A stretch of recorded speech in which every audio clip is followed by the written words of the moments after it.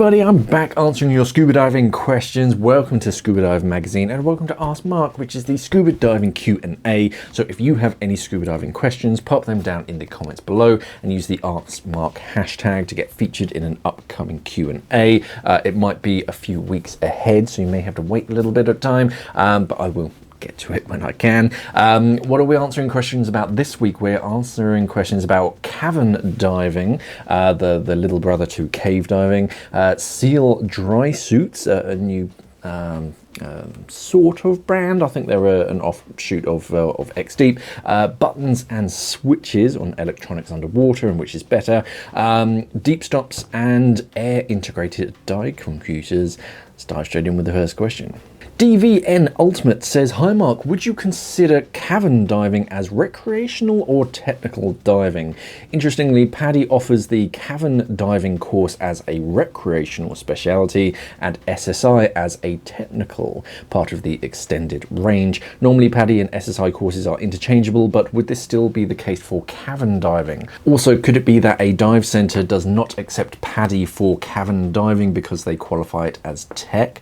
Lastly, do you have experience with cavern diving? Any stories to share? Thanks for your thoughts. So cavern diving, is it recreational or isn't it tech? I mean, the difference is it's a very grey area because some divers define technical diving as like a certain thing. It's one of those like judgment calls. Personally, cavern diving or cave diving, it really is one of those sort ofs. I mean, there are some caverns and dive centers will take you on that specific cavern dive with like an open water certification. So cavern is still where the light still reaches, and then beyond that it becomes cave diving, or where you can still see the entrance or something. I think that's the official like definition between cavern and cave, whether there's like clear line of sight to the exit. Cavern, I suppose, yeah, is kind of recreational. Again, it's that really grey area, and there's no real like, oh no, because the PADI course is recreational, we're not going to take you diving. I don't think that's so much of an issue. When it does come more of an issue is when you get to more like proper cave diving, proper cave penetration. Then you're looking at different training agencies. You're looking at your IANTDs, your GUEs and TDIs and all that kind of stuff, all those TLAs. So yeah, I'd worry less about that. As I said, I don't think you're going to get turned around. If you rock up with a PADI cavern certification and you're just doing a cavern dive, wherever it is, a cenote or whatever, then yeah, I don't think they're going to turn you around unless that specific dive is particularly demanding. You do need a higher qualification, but no, I don't think they'll look at the training agency and turn you around. It's more the demands of that specific dive. But if you're looking at getting into diving in overhead environments, then yeah, I'd look at some different training agencies, and there's less, trying to think of the words, there's less like focus on is this recreational or is this technical. That line is very broad and very grey, so I wouldn't worry too much about that. Any stories about overhead environments? It's not really my sort of forte. I've been on a few in like sort of caverns. There was one I was leading a dive in the Caribbean, and I'd never been to this dive site before, but the local guy said, oh, okay, so we're going to put you in here, you swim around this, and then you sort of come through, and there's like a swim through here, and then by the time that you get through that, then you'll sort of be back at the back of the boat, and you can get out. And so I'm going around, and I'm kind of at the point where I'm expecting to look for this like brief swim through. And I'm kind of looking around, and I found this little like cavern opening. So I sort of poke my head in, and I sort of have a quick look around, waiting for everyone else to kind of like stop behind me, so it doesn't get crowded or would they follow me in where they can't follow. And yeah, it is just this. It's smaller than a broom closet. You're like, okay, let's turn around and get back out. Something similar actually happened in the Red Sea. When another guide, but out there, sort of told me to sort of head through this, like swim through, I think it's St. John's, and yeah, it turned out to be a dead end. I thought it was going to be a complete swim through, but yeah, there's this like tunnel, and I can see that it goes sort of up and then it hooks right a complete 90 degrees, but again, I can't see through it from my position, and I'm leading other divers as well, so I'm just like, right, just wait there, I'm going to poke my head around this corner. Very similar thing happens. You poke your head around the corner, it's a complete dead end, and I go to reverse and you're like clonk, and you're like, oh, damn, clonk, oh no. Wiggled free and everything was perfectly fine. But that was about it. There was one amazing one, I think this was again in St. John's, out in the Red Sea, and everyone else had ended their dive, except for the dive guide who was on a rebreather and myself, and he says, "Oh, follow me. There's something amazing around the corner." So we're heading round, and I'm starting to get quite low, and I sort of gestured to him as like, right, I'm really getting quite low. He's like, no, it's fine, let's continue, and we go into this like sort of swim through, and you got this cascading light coming down. Through the rippling water surface. Is beautiful, and he teaches me a new hand signal, which I don't think that I can show on this, but it's one of Sean's favourites, and it's very good, is the polite way of saying it. The official way is effing good, and it's a combination of like sort of thumbs up and a gesture like read between the lines, and it was a beautiful experience, but I don't go in for too much like cave diving and like overhead stuff. It's maybe when I was younger, but not so much anymore. Duda Dmitrijevic says, "Hey Mark, I have a question about a specific Drysuit. What can you say about Seal Drysuit by X Deep, or can you do a review? I looked and there were only a few forum reviews. Thanks in advance. Keep up with your excellent work. I will try." Again, this is one that I've seen. Sorry, correction. I've seen it online, but I've never seen it in person.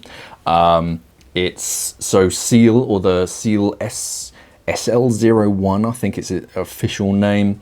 I think it is an offshoot of X Deep, as you say. I think they're either working with another company. It's one of those things where everything looks it looks like X Deep. It sounds like X Deep. Even like the little manual looks exactly like X Deep, but it doesn't have their name on it. Their website doesn't have any information. You can build one, you can construct one, and like put in all your measurements and all that kind of stuff, and all the different valves and what you want, and then send that on to a dealer. But that is another thing, is that it usually sells through the X Deep dealer network. So chances are it's the same, or it's made by a similar company. But yeah, from what I've heard, he's a nice Drysuit. It's gone through a bunch of like revelations and evolutions, and yeah, it uses a military style cut, which means that the zipper starts a bit further down the shoulder and then goes a bit more horizontal, so it's made to be a lot easier to get in and out of it in like cramped conditions, for like Navy SEALs and submarines and stuff. They made it a bit easier. It has different like paneled sections and reinforced sections where it needs to. It's made more for cave diving, so abrasion resistance and all that, but it's very form fitting. I mean, when you go through the different measurements on the website, it's like across your chest, and then across your chest with your arms included, with and without an undersuit, and all these different measurements that you never knew you could measure on your body. But yeah, I did read one testimonial about a chap that bought one and said, yeah, lovely build quality, it feels good, it's lightweight, but it's still quite strong at the same time. I think there's something to do with dual layers, so two separate layers, so almost a bit like a fusion, but again, there's so little information out there. I mean, if Seal or X Deep is watching, by all means, you can send me one and I'll test the heck out of it. But yeah, from what I can find, it's a well put together suit, and yeah, sort of good build quality. But I haven't seen one. I haven't worn one, so I can't comment on that. But yeah, pretty decent heritage, and coming from like X deep, as it were. Yeah, it's going to have good build quality. But yeah, it's one of those things. It's still pretty new, and yeah, it just needs to sort of hit the shelves so that more people can see it. But I think it is quite good. I think it has 3 pockets as well. I think it's got a bicep pocket, which is something a little bit different. I've seen one image where it's got a dump valve on the right as well. I don't know whether that's just a designer who mirrored it by accident just to get that angle on the website, but who knows. But yeah, if anyone has one, let us know down in the comments below how you if you enjoy it, if it's any good, and yeah, whether it's worth investing in, because that's another thing. I think it's not too expensive neither. I think they're quite smart in that it doesn't come with absolutely everything by the sounds of it. I don't think it comes with a an inflator hose, because after you've been diving and you're on your like 2nd or 3rd dry suit, you're just collecting these inflator hoses and you don't really need them all. So it doesn't come with all of the extra rigmarole that just adds the price. That's half of the reason why sort of Santi dry suits are quite expensive, because you get the fancy bag that it comes in. You get the women's one comes with a beanie hat, and it comes with all these extra things, and of course that all comes at a cost.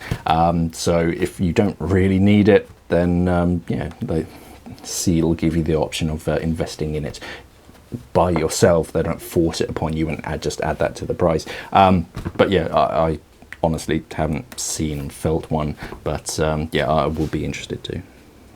Alacalia says, what do you think of dive lights with a push button switch versus dive lights with a mechanical head rotary switch?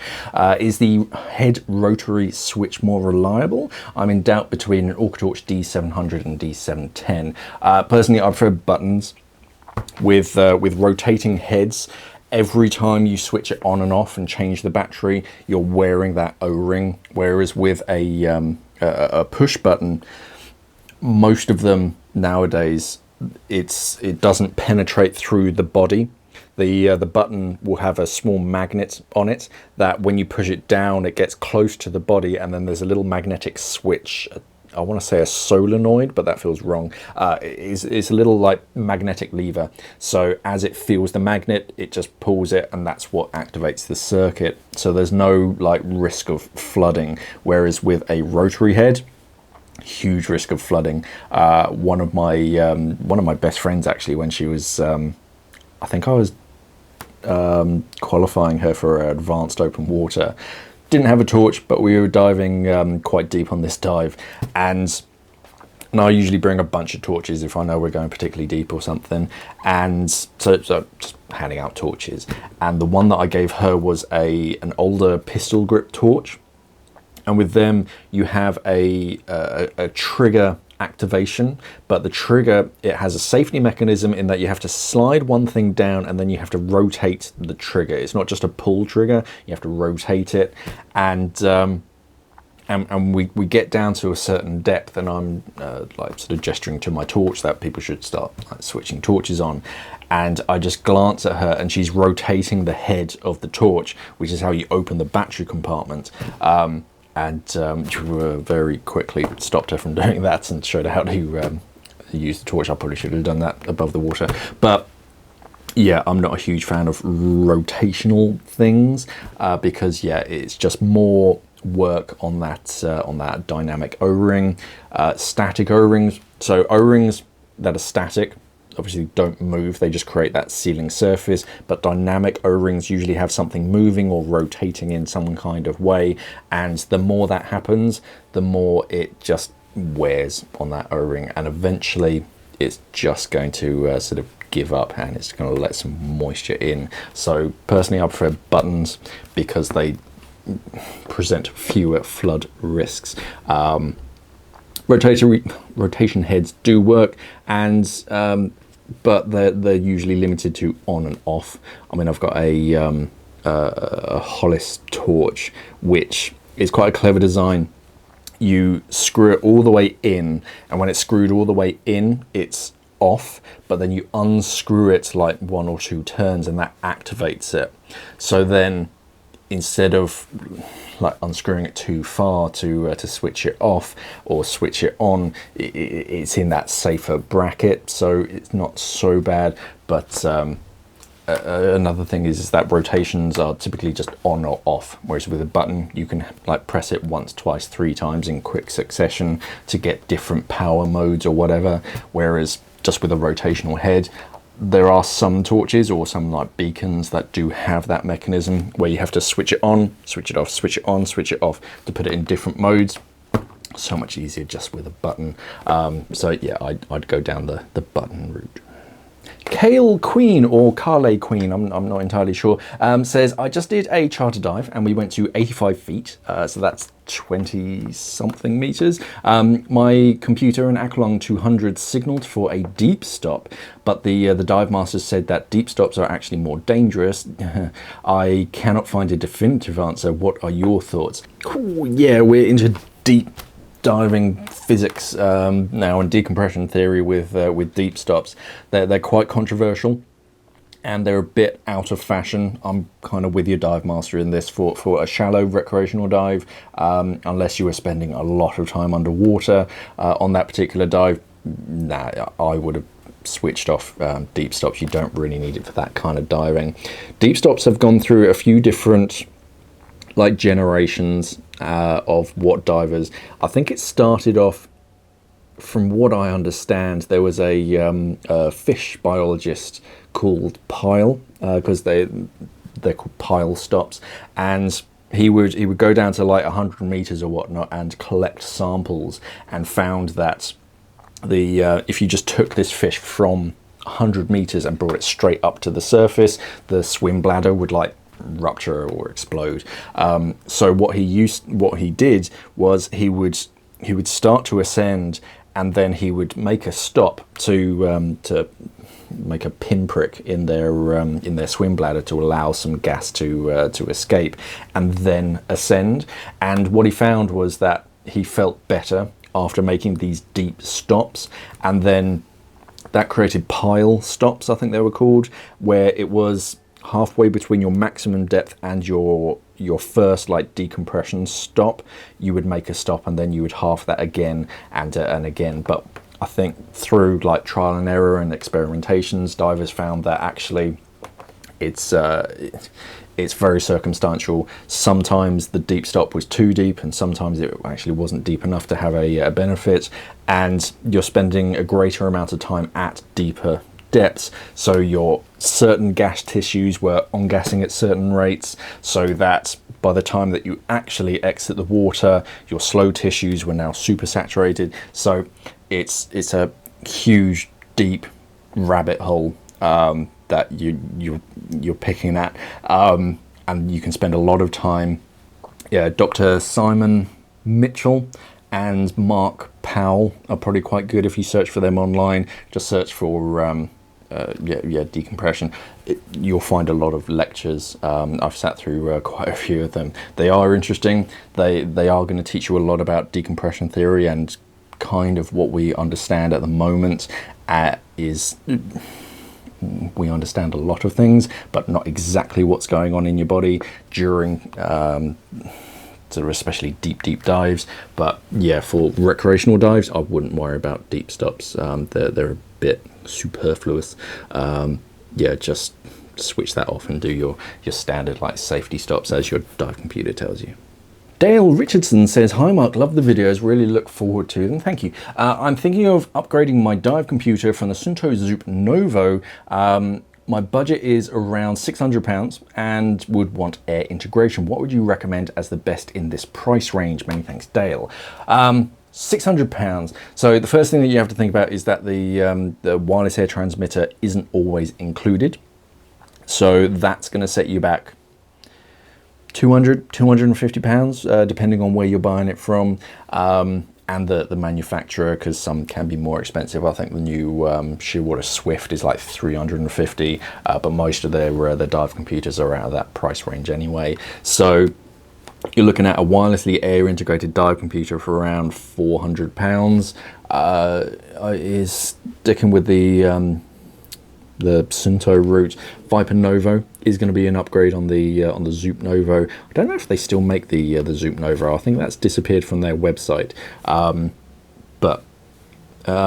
So yeah, that would be a slight upgrade. The D4i is probably going to be in that budget where you can get transmitter and a D4i. But one thing that I would note is, especially this time of year, it's incredibly unusual for Sunto to not offer a free transmitter or a reduced transmitter bundle package around Black Friday and Christmas.